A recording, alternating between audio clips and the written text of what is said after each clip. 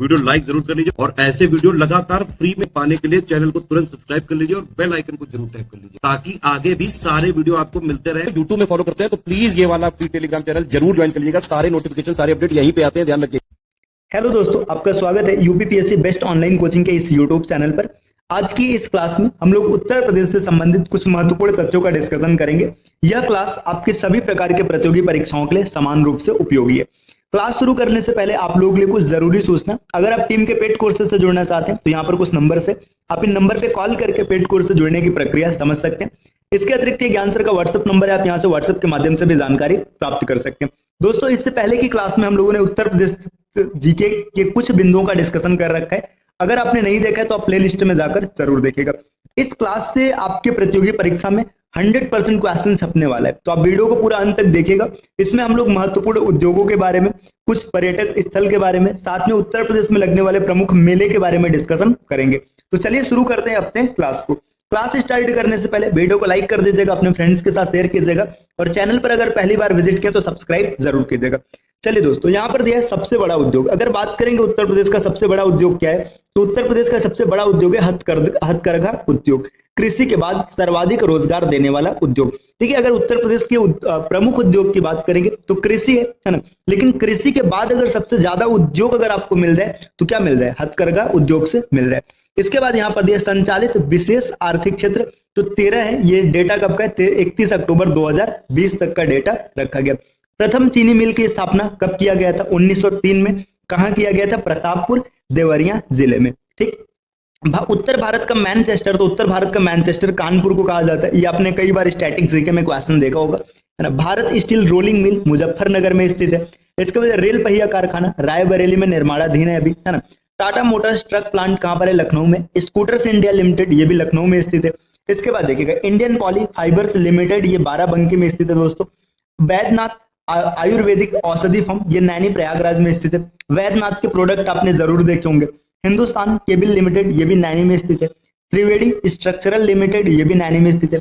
आयुध उपस्तर कारखाना देखिए हजरतपुर फिरोजाबाद में स्थित है।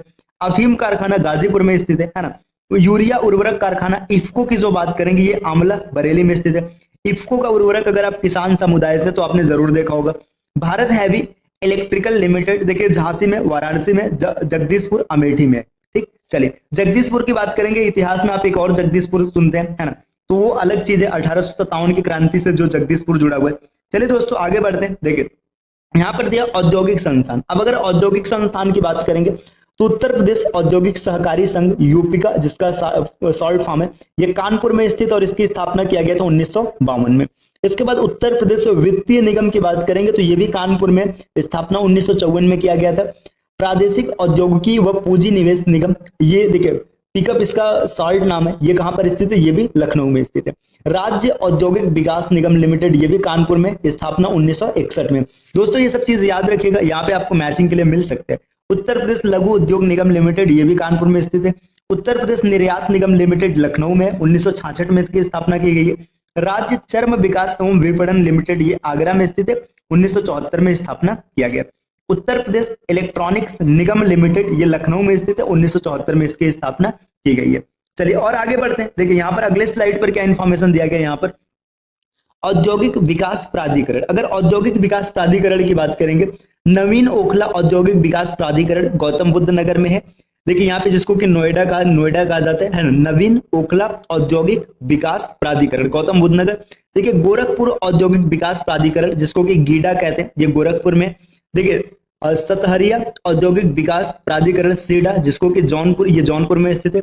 इसके बाद आगे देखिएगा, देखिए वृहद नवीन ओखला औद्योगिक विकास प्राधिकरण, ये ग्रेटर नोएडा के नाम से गौतम बुद्ध नगर में। आगे बात करेंगे लखनऊ औद्योगिक विकास प्राधिकरण लीडा, ये लखनऊ में। आगे बात करेंगे भदोही औद्योगिकी विकास प्राधिकरण बीडा, ये भी भदोही में स्थित है। ठीक। अभी एक बुंदेलखंड के नाम से बीडा स्टार्ट होने वाला है, जो कि आपने करंट अफेयर्स की क्लास में जरूर देखा होगा। चलिए आगे बढ़ते हैं। नेक्स्ट अगले स्लाइड पर क्या इन्फॉर्मेशन है, देखिए अब यहाँ पर पर्यटन विभाग से संबंधित बात की जाएगी। तो देखिए पर्यटन से संबंधित क्या क्या इन्फॉर्मेशन दिया है। पर्यटन विभाग की स्थापना कब किया गया था? 1956 में किया गया था। देखिए पर्यटन निदेशालय की स्थापना कब किया गया था? 1972 में किया गया था। उत्तर प्रदेश पर्यटन विकास निगम की स्थापना 1974 में किया गया था। देखिए पर्यटन विभाग की अगर बात करेगा तो 56 याद रखेगा, है ना। पर्यटन निदेशालय की स्थापना बात करेगा तो 1972 है। और देखिए उत्तर प्रदेश पर्यटन विकास निगम की स्थापना 1974 है। पर्यटन को उद्योग का दर्जा कब मिला था, तो ये 1998 में मिला था। प्रथम पर्यटन नीति, इसको भी याद रखिएगा, प्रथम पर्यटन नीति 1998 में।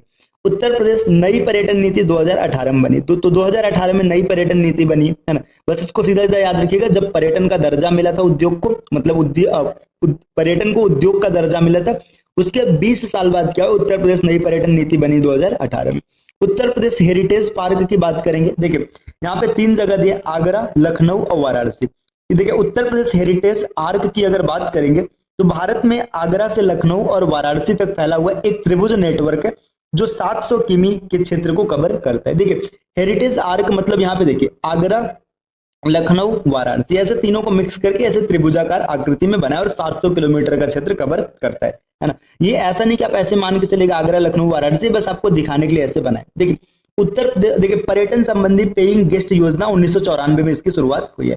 मैत्रेय परियोजना बौद्ध स्थलों के विकास हेतु, ये मैत्रेय परियोजना को याद रखिएगा। देखिए जितनी भी परियोजनाएं हैं उसकी हम लोग अलग से क्लास करेंगे और उसका विस्तार से डिस्कशन करेंगे। अभी खाली इतना याद रखिएगा कि मैत्रेय परियोजना बौद्ध स्थलों के विकास के लिए चालू किया गया था, ठीक है।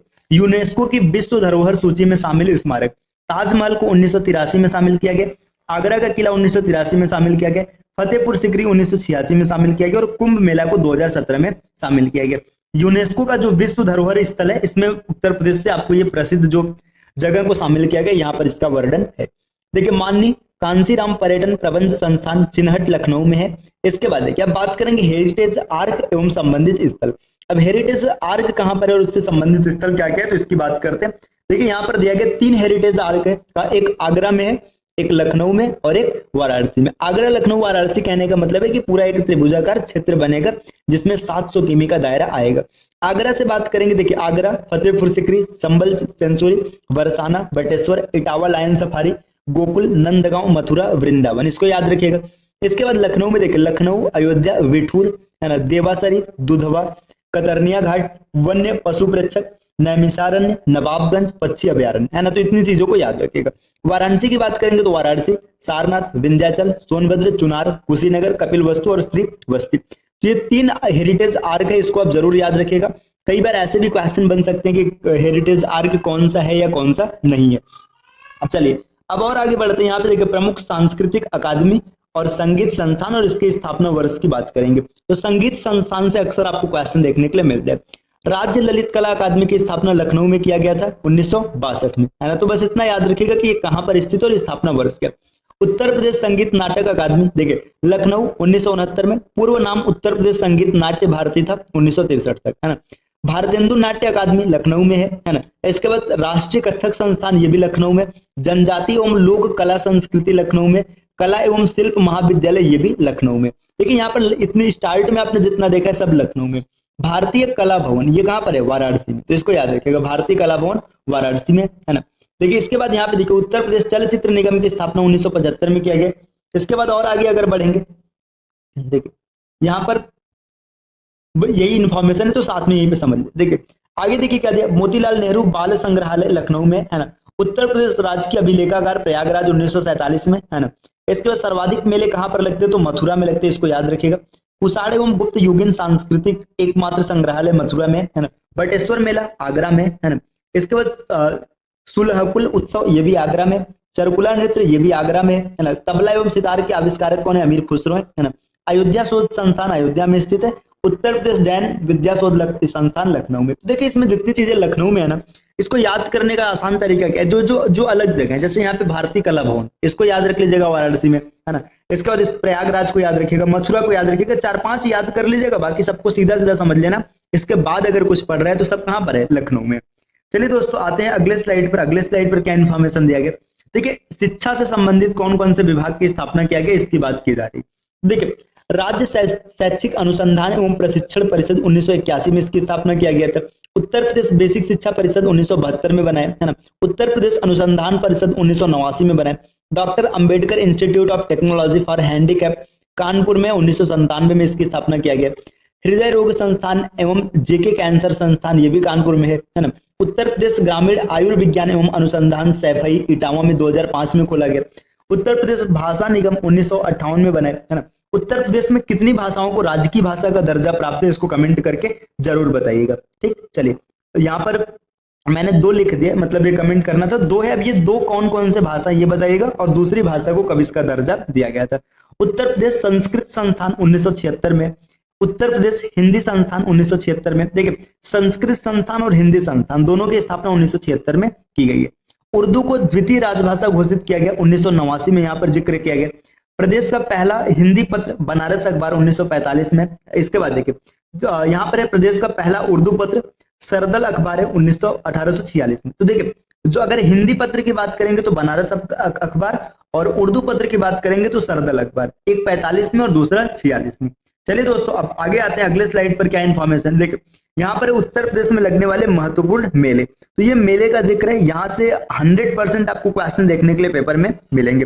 देखिए अब यहाँ पर एक एक मेले के बारे में हम लोग जिक्र करते हैं कि कौन मेला कहाँ पर लगता है। देखिए काफी लंबी लिस्ट है, तो इसमें एक एक करके समझते हैं। देखिए अगर बात करेंगे हरिदास जयंती मेला, तो ये निधिवन वृंदावन मथुरा में लगता है। ठीक, इसके बाद देखिए मुड़िया पूनू मेला, ये गोवर्धन मथुरा में लगता है। देवा शरीफ का मेला बाराबंकी में लगता है। श्रृंगी रामपुर मेला फर्रुखाबाद में लगता है।